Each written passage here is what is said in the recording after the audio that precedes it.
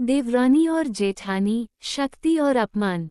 Part 2। Rukmini ने सुनीता के पैरों के पास पहुंचने के बाद लोटा और कटोरी उठाने के लिए हाथ बढ़ाया।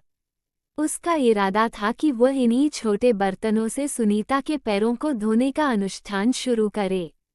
लेकिन जैसे ही उसने बर्तन उठाए, जानकी ने बीच में हस्तक्षेप कर दिया।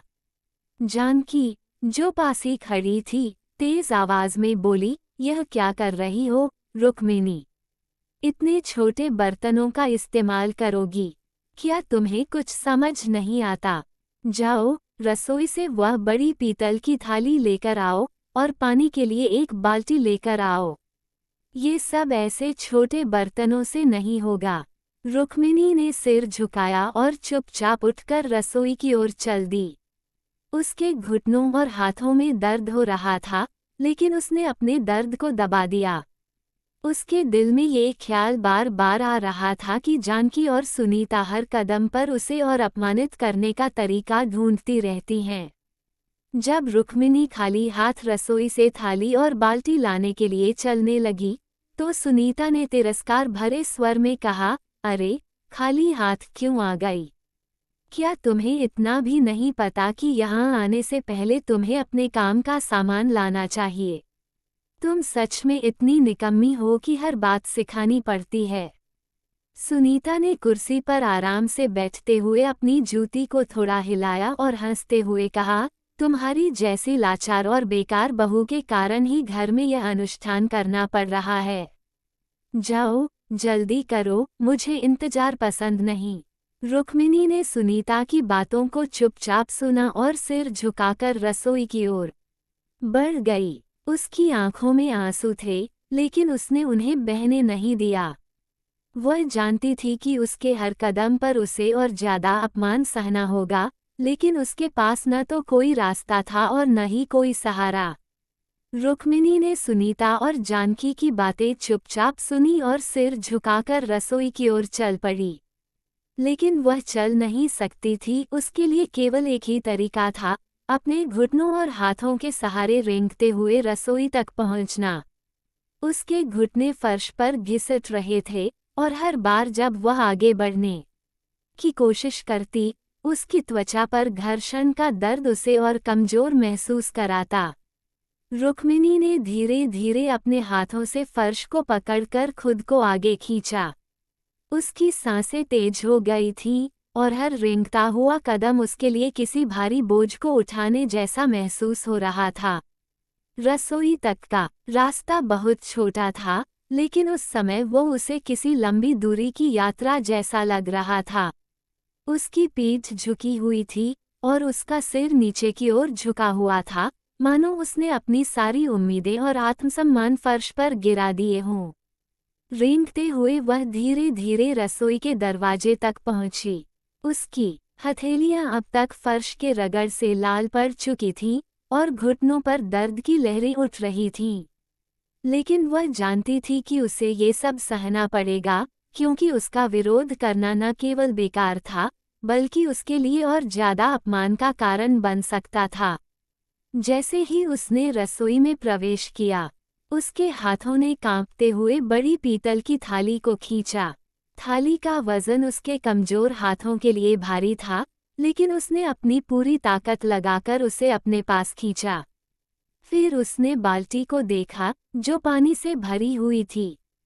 उसकी हालत पहले से ही खराब थी, लेकिन उसे बाल्टी को भी किसी तरह खींचना था। रुक्मिणी ने अपने भीतर के दर्द को दबाते हुए बाल्टी और थाली को धीरे धीरे खींचकर रसोई से बाहर ले जाने की कोशिश की। उसका शरीर कांप रहा था, लेकिन वह चुपचाप अपना काम करती रही। हर घर्षण, हर दर्द और हर अपमान के साथ वह आगे बढ़ती रही, ये सोचते हुए कि ये यात्रा उसके लिए कभी खत्म नहीं होगी।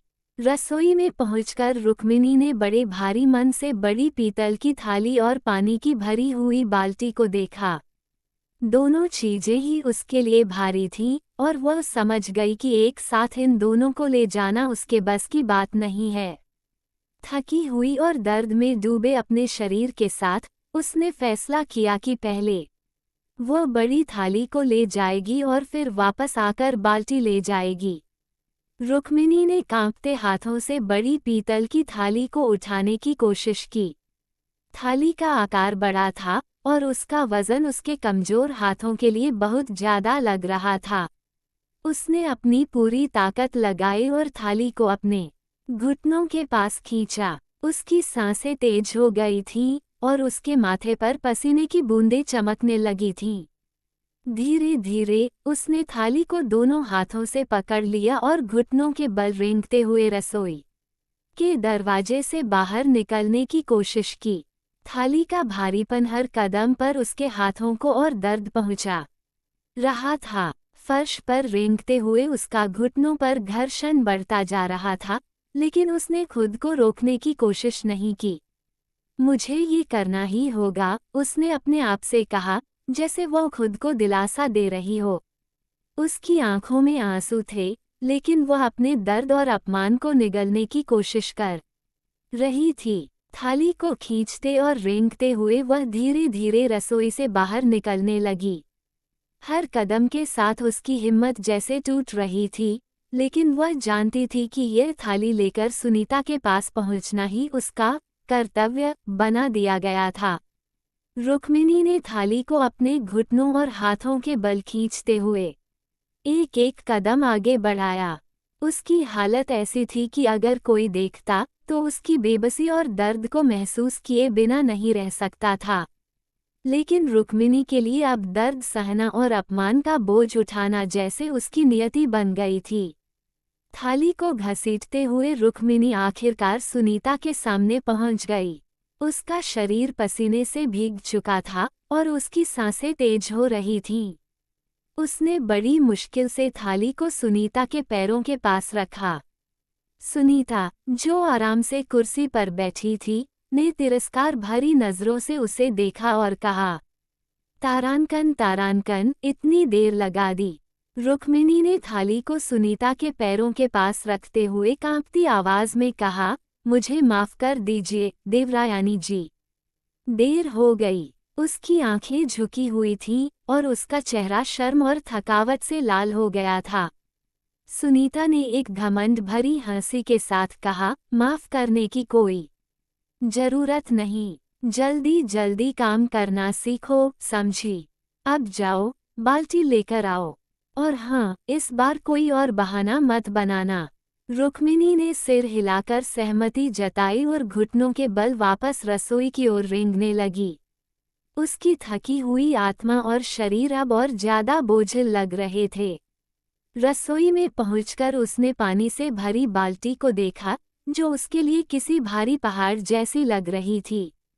उसने अपने कांपते हाथों से बाल्टी को धीरे धीरे खींचना शुरू किया, लेकिन इस बार उसने सोचा कि साथ में एक कटोरी भी ले आना चाहिए, ताकि पानी को थाली में सही तरीके से डाल सके। उसने रसोई के कोने से एक कटोरी उठाए और बाल्टी के साथ उसे खींचते हुए रेंगने लगी। बाल्टी का वजन उसके कमजोर हाथों के लिए असहनीय हो रहा था, लेकिन उसने किसी तरह खुद को संभाला। हर रेंगते हुए कदम के साथ उसके हाथ और घुटने और ज्यादा दर्द कर रहे थे, लेकिन वह जानती थी कि अगर उसने समय पर यह सब पूरा नहीं किया, तो सुनीता का गुस्सा और अपमान उसे और झेलना पड़ेगा। धीरे धीरे बाल्टी और कटोरी को खींचते हुए वह रसोई से बाहर निकली और सुनीता के कमरे की ओर बढ़ने लगी। उसके माथे पर पसीने की बूंदें चमक रही थीं और उसकी आंखों में थकावट और बेबसी साफ झलक रही थी। रुक्मिणी बाल्टी और कटोरी को खींचते हुए सुनीता के कमरे में आखिरकार पहुंच गई। उसका शरीर थकावट और दर्द से कांप रहा था। घुटनों पर बार बार रेंगने से उसकी त्वचा लाल हो चुकी थी और हर कदम के साथ उसकी हिम्मत टूट रही थी। लेकिन फिर भी उसने खुद को किसी तरह संभाला और सुनीता के पैरों के पास आकर रुक गई। उसने बाल्टी और कटोरी को सुनीता के पैरों के करीब रख दिया।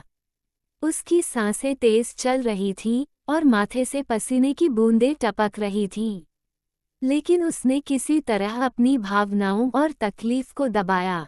सुनीता ने उसे अपनी ओर आते देखा और एक तिरस्कार भरी मुस्कान के साथ कहा, तुम्हें इतनी छोटी सी बात में इतना वक्त क्यों लगता है? तुम्हें जल्दी काम करना कभी नहीं आएगा। रुक्मिणी ने अपनी आंखें झुकी रखीं, मानो सुनीता के शब्द उसे भीतर से और चीर रहे हों। उसने बिना कुछ कहे दर्द और थकावट के बावजूद खुद को सीधा बैठाने की कोशिश की। वह धीरे धीरे अपने घुटनों से उठी और सुनीता के पैरों के सामने पालथी मारकर बैठ गई। उसकी आंखें अब भी जमीन पर गड़ी हुई थीं और उसका सिर झुका हुआ था। उसके हाथ कांप रहे थे, लेकिन उसने अपनी थकी हुई आत्मा और कमजोर शरीर को मजबूर किया कि वह बिना कोई शिकायत किए सुनीता के आदेशों का पालन करे। सुनीता ने अपनी कुर्सी पर पीछे की ओर झुकते हुए अपने पैरों को आराम से आगे फैला दिया। उसने अपनी जूती को हल्का सा हिलाया और तिरस्कार भरी आवाज में कहा, अब शुरू करो। मुझे कोई शिकायत न हो। रुक्मिणी ने दर्द में डूबे हुए अपने हाथों को धीरे धीरे उठाया और बाल्टी से पानी लेने की तैयारी शुरू की। उसके चेहरे पर थकावट और दर्द की स्पष्ट झलक थी, लेकिन उसने कोई शिकायत नहीं की। उसके भीतर का दर्द और अपमान अब उसकी खामोशी में छिप चुका था। रुक्मिणी, जो पहले से ही दर्द और थकावट में थी, ने सुनीता के पैरों के पास बैठने के बाद कांपते हाथों से अपना काम शुरू किया। उसकी नज़र सुनीता पर पड़ी। सुनीता अपने कुर्सी पर इस तरह बैठी थी जैसे कोई रानी अपने सिंहासन पर हो।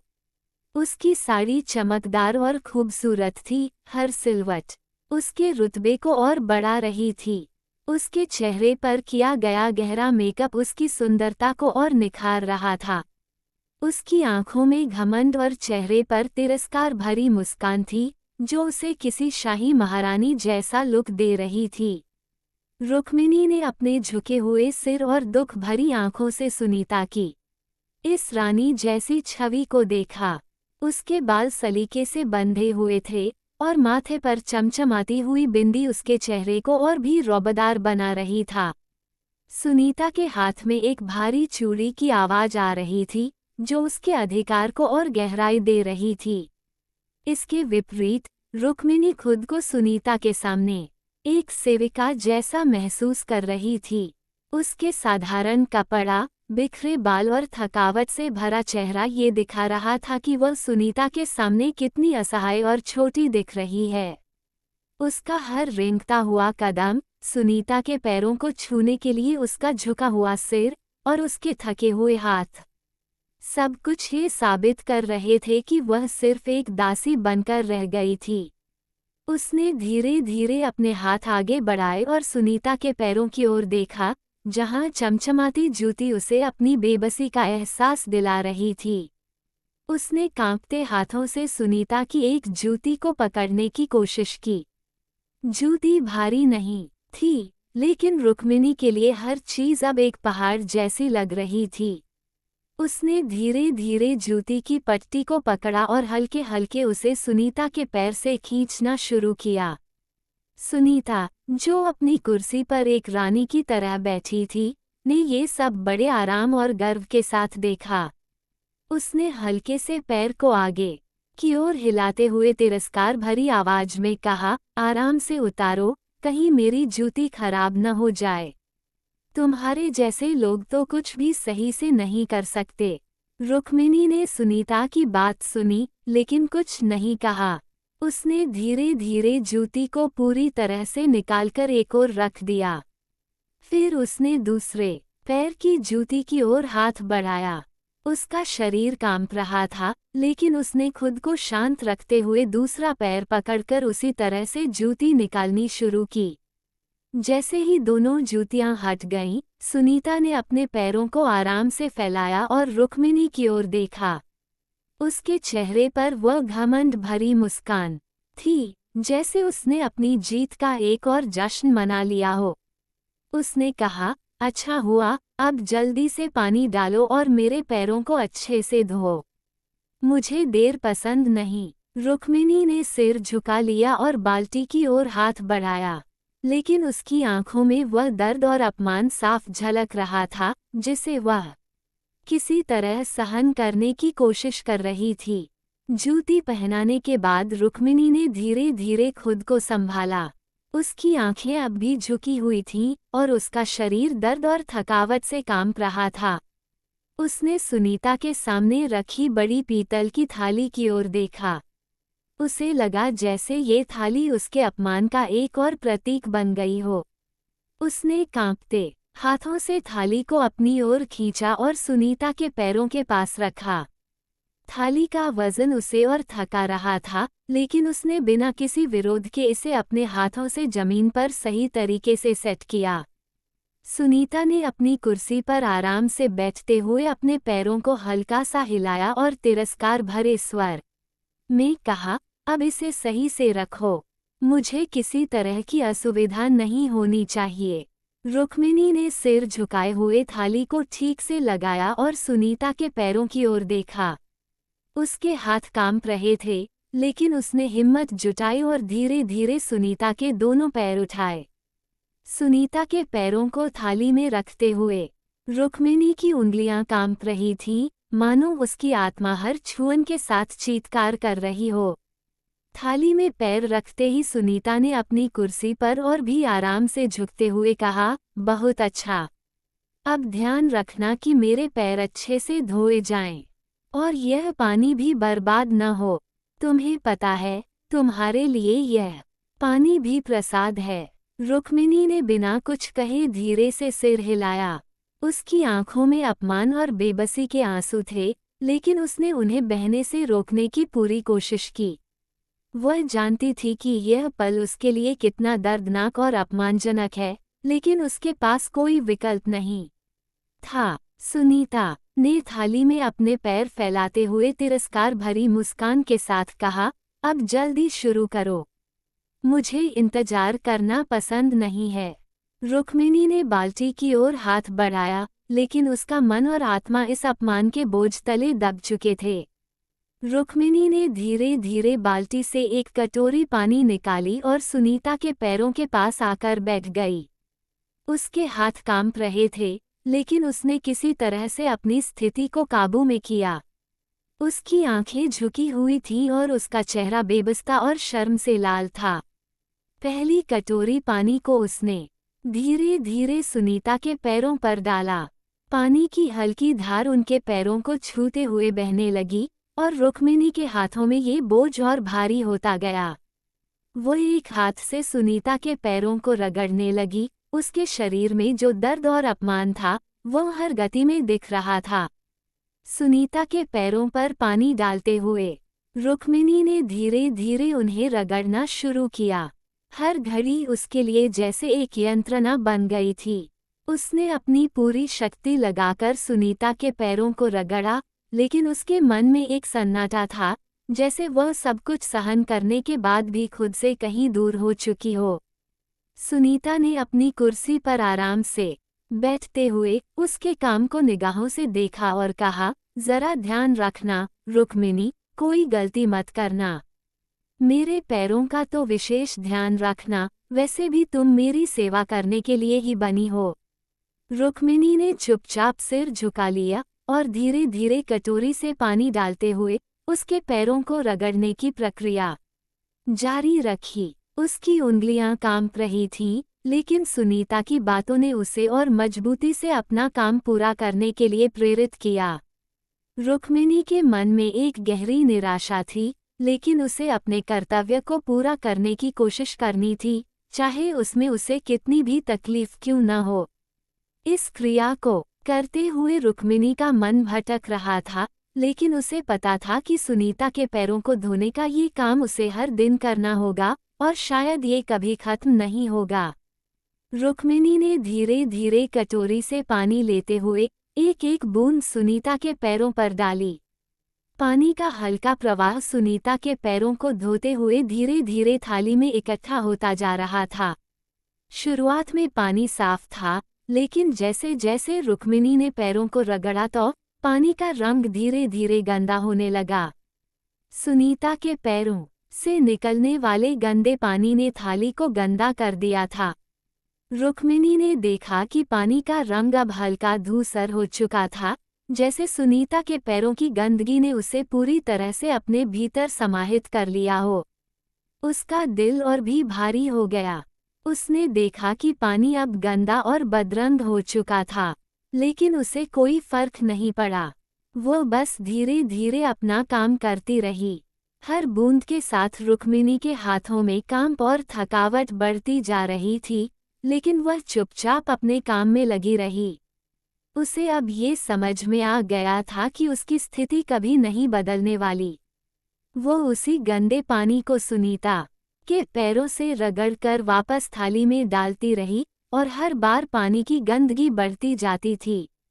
पानी का गंदा होना जैसे उसकी खुद की आत्मा को गंदगी की तरह महसूस हो रहा था, जो धीरे धीरे उसे अंदर से खत्म कर रहा था। लेकिन उसने फिर भी कुछ नहीं कहा, क्योंकि उसने जान लिया था कि यह सब कुछ उसकी नियति थी। सुनीता के पैरों को धोते हुए रुक्मिणी के मन में एक ही सवाल था, क्या कभी यह सब खत्म होगा? लेकिन उसे ये भी समझ आ गया कि उसकी आवाज़ अब किसी के लिए मायने नहीं रखती थी। जानकी ने देखा कि रुक्मिणी ने सुनीता के पैरों को साफ कर दिया था। जानकी ने रुक्मिणी से कहा, अब इस पानी को पी लो। रुक्मिणी के अंदर एक गहरी घृणा और दर्द की लहर दौड़ जाती है। उसका दिल टूट चुका था, लेकिन वह जानती थी कि विरोध करने का कोई मतलब नहीं है। उसने आंखों में आंसू संजोते हुए गहरी सांस ली और धीरे धीरे उस गंदे पानी को अपनी जिंदगी के सबसे कठिन पल के रूप में पीने के लिए तैयार हो गई। सावित्री, जो उनके बीच खड़ी थी, चुपचाप खड़ी थी। उसकी आंखों में कोई भावनाएं नहीं थीं। वो एक स्टैच्यू की तरह खड़ी थी, जैसे उसे किसी चीज से कोई फर्क न पड़ता हो। रुक्मिणी के लिए यह और भी कठिन था। वह जानती थी कि सावित्री उनके बीच खड़ी है, और उसने देखा कि वो कुछ भी नहीं कर रही है, लेकिन फिर भी वह अपनी चुप्पी को बनाए रखती है, जैसे वह भी रुक्मिणी के दर्द का हिस्सा बन चुकी हो। रुक्मिणी ने एक बार फिर से दिल की गहराई से सोचा, क्या यही मेरी नियति है? क्या मुझे हर दिन ये सब सहना पड़ेगा? उसने गंदे पानी को अपने हाथों से लिया और धीरे धीरे उसे मुंह तक ले जाने लगी। उसकी आंखें झुकी हुई थीं, और उसका चेहरा शर्म और आंसुओं से भरा हुआ था, लेकिन उसने कोई आवाज नहीं निकाली। उसे डर था कि अगर उसने कुछ कहा या विरोध किया, तो उसे और भी बड़ा अपमान सहना होगा। जैसे ही उसने पानी को अपने होठों तक पहुंचाया, सुनीता की हंसी सुनाई दी। वो कुर्सी पर आराम से बैठी थी, और उसके चेहरे पर वही घमंड भरी मुस्कान थी। बहुत अच्छा, सुनीता ने कहा, देखा, अब ये काम तुमसे ठीक से हुआ। रुक्मिणी ने पानी पिया, और जैसे ही उसने गंदे पानी को अपने अंदर महसूस किया, उसकी आत्मा और भी टूट गई। उसे लगा जैसे उसका पूरा अस्तित्व गंदे पानी में घुलकर नष्ट हो रहा हो। इस एक क्रिया ने उसे और भी बेईमान और हताश बना दिया। रुक्मिणी ने धीरे से अपना सिर झुका लिया और सुनीता की आंखों में देखा। सुनीता ने उसे देखा और फिर चुपचाप अपने पैरों को फैलाया, जैसे उसने अपनी जीत हासिल कर ली हो। रुक्मिणी ने खुद को थामते हुए अपनी आंखों से आंसू गिरने से रोकने की कोशिश की। जानकी ने रुक्मिणी के संघर्ष को देखा और तुरंत हस्तक्षेप किया। उसकी तेज आवाज में एक और आदेश था, तुम क्या कर रही हो, रुक्मिणी? क्या तुम इसे इतना धीमे धीमे पीने की सोच रही हो? जल्दी करो, ये सब तुम्हारे हाथों से बहुत देर तक चलेगा। रुक्मिणी की आंखों में एक नई पीड़ा की लहर आई। जैसे ही जानकी की बातों ने उसे और भी गहरे कुएं में धकेल दिया। जानकी का आदेश साफ था, उसे पूरी तरह से सुनीता के पैरों का पानी पीना था, और वह भी बिना किसी अंतराल के, सीधे प्लेट से मुंह के साथ। रुक्मिणी ने एक क्षण के लिए उसकी आंखों में आंसू दबाए और फिर जैसे कोई अपने कर्तव्य को स्वीकार कर ले, वैसे ही उसने धीरे धीरे सिर झुका लिया। यह उसके लिए एक और कठिन पल था, लेकिन जानकी की शक्ति और सुनीता का घमंड उस पर पूरी तरह से हावी थे। उसने अपना चेहरा और भी झुका लिया और फिर प्लेट में रखे गंदे पानी को देखा। सुनीता की गंदगी अब पूरी तरह से उसमें समाहित हो चुकी थी और वह जानती थी कि उसे यह पानी पीना ही पड़ेगा, चाहे इसमें उसे और कितनी भी अपमान की भावना क्यों न हो। जानकी ने फिर से उसे घूरते हुए कहा, तुम ठीक से ध्यान रखो रुक्मिणी, तुम्हें केवल सुनीता के पैरों का पानी ही पीना है। ध्यान रखना कि इस पानी को पीने के बाद तुम्हें दूसरा पानी नहीं मिलेगा। अब तुम सिर्फ रात में ही पानी पी सकोगी, और वह भी तब जब तुम फिर से सुनीता के पैरों की पूजा करोगी। समझी? रुक्मिणी ने गहरी सांस ली और जैसे ही उसने प्लेट से पानी को मुंह से पीने की कोशिश की, उसकी पूरी आत्मा एक गहरे खेद में डूब गई। पानी की गंदगी ने उसके अंदर के हर एहसास को और भी गहरा किया। हर बूंद के साथ उसे यह एहसास हो रहा था कि वह किस हद तक अपमान और विवशता के दौर से गुजर रही है। जब रुक्मिणी ने प्लेट से पानी पी लिया, जानकी ने संतुष्ट होकर कहा, तुमने सही किया। अब याद रखना, तुम्हारा काम कभी खत्म नहीं होगा। रुक्मिणी ने धीरे से सिर झुका लिया, उसकी आंखों में गहरी मायूसी थी, लेकिन उसने कुछ नहीं कहा। सुनीता ने रुक्मिणी को घूरते हुए उसकी चुप्पी और सहनशीलता को देखकर कहा, अब मेरे पैरों को कपड़े से साफ करो। तुम क्या सोच रही हो, क्या तुम्हारे पास कोई और कपड़ा नहीं है? तो अपनी चुन्नी निकालो और मेरे पैरों को साफ करो और सूखा दो। रुक्मिणी का दिल एक और बार जैसे माचिस की तीली की तरह जलने को तैयार था। उसके पास अब कुछ बचा नहीं था, लेकिन सुनीता के आदेशों को न मानने का ख्याल भी उसके लिए एक भयावह परिणाम लाता। सुनीता के शब्दों ने उसके आत्मसम्मान को और भी नीचे गिरा दिया था, और उसे एहसास हुआ कि अब उसकी पूरी पहचान सिर्फ एक दासी की बन चुकी थी। रुक्मिणी ने धीरे से अपनी चुन्नी को संभाला और उसे सिर से उतारा। चुन्नी की उस सूती धागे जैसी मुलायम कपड़े को रुक्मिणी ने अपने हाथों से पकड़ा और सुनीता के पैरों की ओर बढ़ाया। उसके मन में एक गहरी निराशा थी, लेकिन वह जानती थी कि इस स्थिति से बाहर निकलने का कोई रास्ता नहीं था। उसे फिर से सुनीता के पैरों को साफ करना था, इस बार अपनी चुन्नी से। जैसे ही रुक्मिणी ने चुन्नी से सुनीता के पैरों को सुखाना शुरू किया, उसे एक और दर्दनाक एहसास हुआ कि यह केवल एक और अपमान है, जो उसे दिन ब दिन और भी बुरा महसूस करवा रहा है। हर एक रगड़ में उसने खुद को और भी खोते हुए महसूस किया, मानो उसकी पूरी पहचान और आत्मसम्मान चुन्नी की हर हरकत के साथ मिटता जा रहा हो। सुनीता ने आराम से बैठते हुए उसे देखा और फिर घमंड से मुस्कराई, जरा ध्यान रखना रुक्मिणी, कि तुमने ये ठीक से किया है। इस बार तुम्हें कोई गलती नहीं करनी चाहिए। रुक्मिणी ने बिना कुछ कहे चुन्नी से सुनीता के पैरों को धीरे धीरे रगड़ा। उसके अंदर का दर्द, घृणा और निराशा हर गुजरते पल के साथ बढ़ती जा रही थी, लेकिन वह जानती थी कि उसे इस अपमान को चुपचाप सहना होगा, क्योंकि उसके पास और कोई रास्ता नहीं था। जब रुक्मिणी ने सुनीता के पैरों को अपनी चुन्नी से पोंछकर सुखा दिया, तब जानकी ने उसकी ओर देखा और एक और आदेश दिया, अब तुम सुनीता के चरणों में झुको और उनसे आशीर्वाद लो। रुक्मिणी के चेहरे पर एक गहरी उदासी और बेबसी छा गई, लेकिन उसने कोई विरोध नहीं किया। उसकी आत्मा जैसे पहले ही टूट चुकी थी, और अब वह बस यंत्रवत तरीके से हर आदेश को मान रही थी। वह धीरे धीरे सुनीता के पैरों के पास झुकी। उसके घुटने फर्श से लग गए और उसने अपने कांपते हाथों से सुनीता के पैरों को छुआ। उसकी आंखों में आंसू छलकने को तैयार थे, लेकिन उसने उन्हें बहने से रोकने की पूरी कोशिश की। वह पूरी तरह से झुक गई और सुनीता के पैरों को छूते हुए अपने सिर को उनके चरणों में टिका दिया, जैसे वह आशीर्वाद मांग रही हो। जब रुक्मिणी ने सुनीता के चरणों को छू लिया और आशीर्वाद लेने के लिए सिर झुका लिया, तभी जानकी ने उसे फिर से रोकते हुए कहा, यह क्या कर रही हो? सिर झुका देने से कुछ नहीं होगा। अब अपना सिर सुनीता के पैरों पर रखो और वहीं टिका कर रहो। यही तुम्हारी असली जगह है। ये सुनकर रुक्मिणी का दिल और भी टूट गया। उसकी आंखों में पहले से छलकते आंसू अब और गहरे हो गए, लेकिन उसने उन्हें किसी तरह रोका। वह जानती थी कि इस समय विरोध करने का मतलब और भी ज्यादा अपमान झेलना होगा। वह धीरे धीरे सुनीता के पैरों की ओर झुकी और कांपते हुए हाथों से सुनीता के पैरों को छुआ। फिर उसने अपने सिर को सुनीता के पैरों पर रख दिया।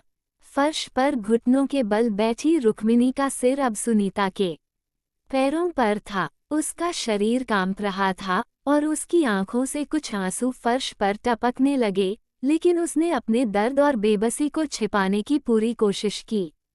जब रुक्मिणी ने अपना सिर सुनीता के पैरों पर रखा हुआ था, तभी सुनीता के चेहरे पर एक घमंड भरी मुस्कान आई।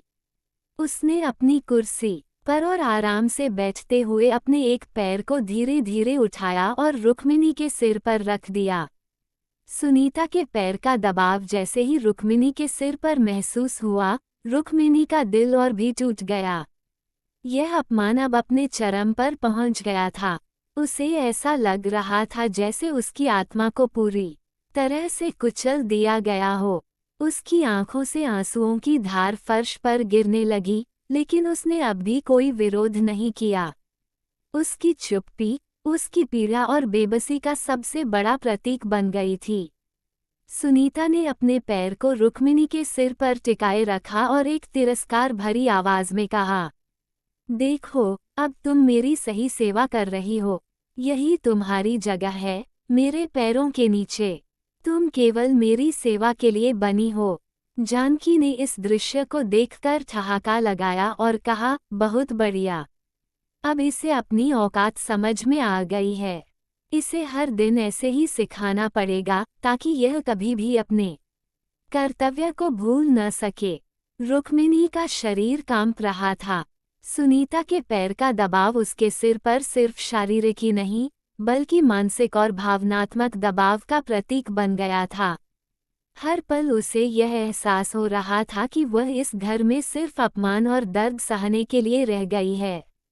सुनीता ने घमंड भरी मुस्कान के साथ रुक्मिणी की ओर देखा और कहा, याद रखना, ये सिर्फ शुरुआत है। तुम्हें आज मेरे पैर 4 बार और छूने होंगे और हर बार आशीर्वाद लेना होगा। इसे मत भूलना। अगर तुमने किसी भी समय गलती की, तो इसके नतीजे भुगतने के लिए तैयार रहना। रुक्मिणी का सिर पहले से ही झुका हुआ था। सुनीता के इन शब्दों ने उसके मन को और भी बोझिल कर दिया, लेकिन उसने चुपचाप सिर हिला दिया। वह जानती थी कि इन आदेशों का पालन करना उसके लिए अनिवार्य था। इसके बाद जानकी ने समय बताते हुए कहा, सुनो रुक्मिणी, तुम्हें दिन में इसके बाद 4 बार सुनीता के चरणों को छूना है और उनसे आशीर्वाद लेना है।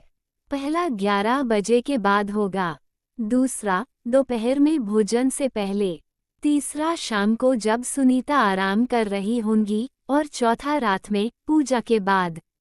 हर बार तुम उनके चरणों को छुओगी, अपना सिर उनके पैरों पर रखोगी और आशीर्वाद मांगोगी। समझ गई? रुक्मिणी ने बिना कोई शब्द बोले सिर झुका दिया। उसकी आंखों में आंसुओं का सैलाब था, लेकिन वह कुछ भी नहीं बोल सकती थी। जानकी ने उसकी चुप्पी को स्वीकृति समझ लिया और हंसते हुए बोली, बहुत अच्छा। ये तुम्हारे जीवन का अब नियम होगा। इसे मत भूलना। अगर एक भी समय पर तुमसे चूक हुई, तो तुम जानती हो कि हम तुम्हें क्या सिखा सकते हैं। सुनीता ने अपने पैर को थोड़ी देर और रुक्मिणी के सिर पर रखा, फिर उसे हटाते हुए बोली। सुनीता ने अपने पैर थोड़ी देर और रुक्मिणी के सिर पर टिकाए रखा, जैसे वह अपनी ताकत और घमंड का प्रदर्शन कर रही हो। फिर उसने अपना पैर हटाते हुए तिरस्कार भरी आवाज में कहा, अब मेरी जूती पहनाओ। जल्दी करो, मुझे इंतजार पसंद नहीं। रुक्मिणी, जो पहले से ही अपमान और थकावट में डूबी हुई थी, ने धीरे धीरे सिर उठाया। उसकी आंखें झुकी हुई थीं और चेहरा आंसुओं से भीगा हुआ था। उसने बिना कुछ कहे अपने कांपते हाथों से सुनीता की जूतियां उठाईं। जूतियां उसके लिए बहुत हल्की थीं, लेकिन उस समय वह हर चीज को बोझिल महसूस कर रही थी। उसने पहले एक जूती उठाई और बड़े ध्यान से सुनीता के पैर के पास लाई। रुक्मिणी के हाथ कांप रहे थे और उसकी आत्मा जैसे हर बार और भी कुचली जा रही थी। उसने धीरे धीरे सुनीता का पैर पकड़कर जूती पहनाई।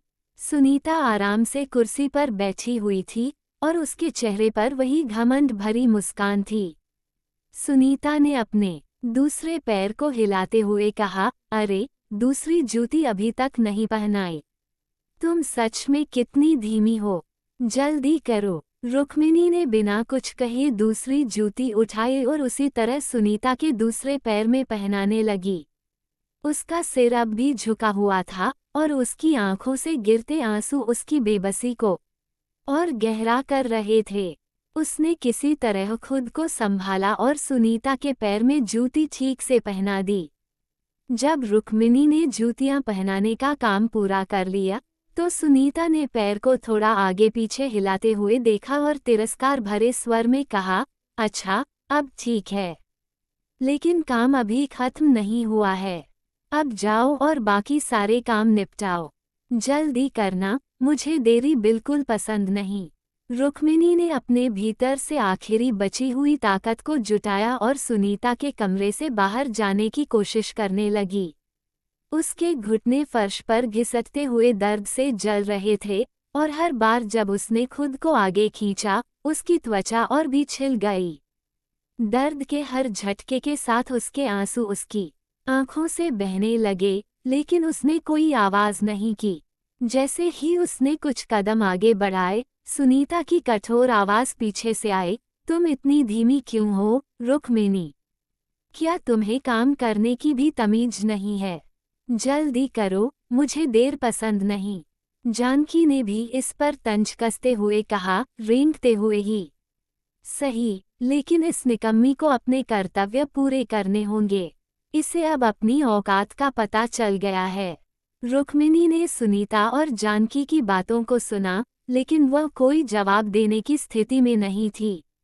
उसका शरीर अब लगभग शून्य पर था, लेकिन उसने रेंगना जारी रखा। हर बार जब वह आगे बढ़ने की कोशिश करती, उसकी हथेलियां और घुटने दर्द से कांपने लगते, लेकिन उसने खुद को किसी तरह संभाल लिया। उसकी सांसें तेज हो रही थीं और माथे से पसीने की बूंदें फर्श पर गिर रही थीं। उसने सुनीता के कमरे से बाहर निकलने की कोशिश की, लेकिन ये रास्ता उसे एक अंतहीन यात्रा जैसा लग रहा था। उसके शरीर का हर अंग अब जैसे काम करने से मना कर रहा था, लेकिन वह जानती थी कि अगर उसने रुकने की कोशिश की तो उसे और अधिक अपमान और सजा का सामना करना पड़ेगा। आखिरकार बहुत मुश्किल से रुक्मिणी रेंगते हुए कमरे के दरवाजे तक पहुंची। जब वह दरवाजे को पार कर गई तो उसने अपनी आंखें बंद कर ली, मानो उसने एक बड़ी लड़ाई जीत ली हो। लेकिन उसके मन में एक गहरी उदासी और घुटन थी।